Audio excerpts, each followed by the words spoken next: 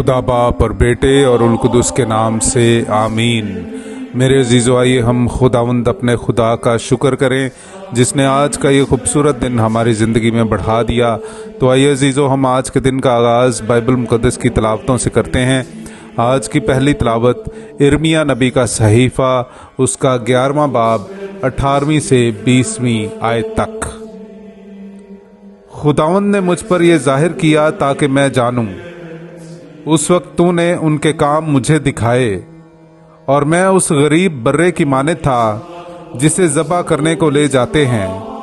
और मैंने ना जाना कि उन्होंने मेरे खिलाफ मशवरतें की कि आओ हम दरख्त को बमै उसके समर के नेस्त करें और हम उसे अर्ज़े ज़िंदगान से काट डालें और फिर उसके नाम का जिक्र ना किया जाएगा।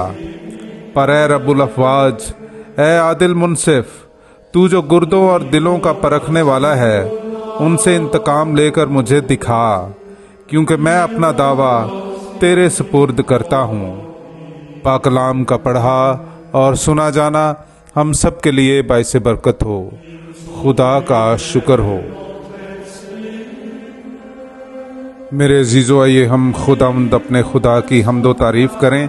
मैं आपके सामने पढ़ूंगा ज़बूर नंबर 7, उसकी दूसरी, तीसरी और फिर 9वीं से 12वीं आयत तक।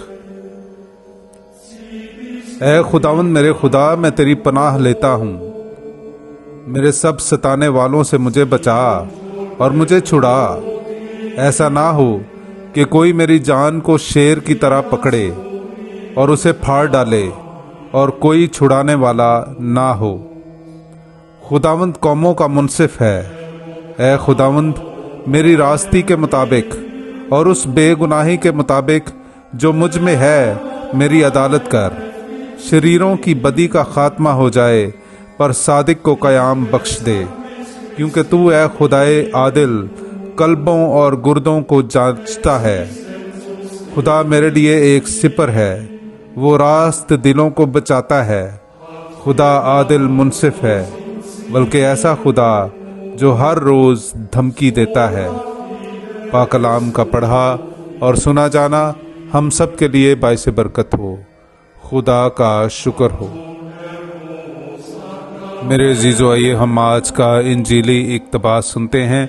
इंजील मुक़द्दस बा मुताबिक मुक़द्दस यूहन्ना, उसका 7वां बाब 40वीं आयत से लेकर 53वीं आयत तक। तब हुजूम में से बाज ने उसकी ये बातें सुनकर कहा, सचमुच यही अल नबी है। औरों ने कहा, ये अल मसीह है। मगर बाज ने कहा, क्या अल मसीह जलील से आएगा? क्या नविश्ता नहीं कहता है कि अल मसीह दाऊद की नस्ल से और बैतलहम के गांव से आएगा जहां दाऊद रहता था।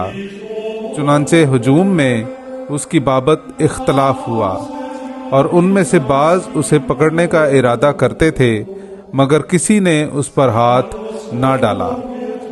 तब प्यादे सरदार काहिनों और फरीसियों के पास आए, जिन्होंने उनसे कहा, तुम उसे क्यों ना लाए? प्यादों ने जवाब दिया कि किसी इंसान ने कभी ऐसा काम नहीं किया जैसा ये शख्स करता है। तब फरीसियों ने उन्हें जवाब दिया, क्या तुम भी गुमराह हो गए हो? क्या सरदारों या फरीसियों में से कोई उस पर ईमान लाया है? मगर ये अवाम जो शरीयत नहीं जानते लानती हैं।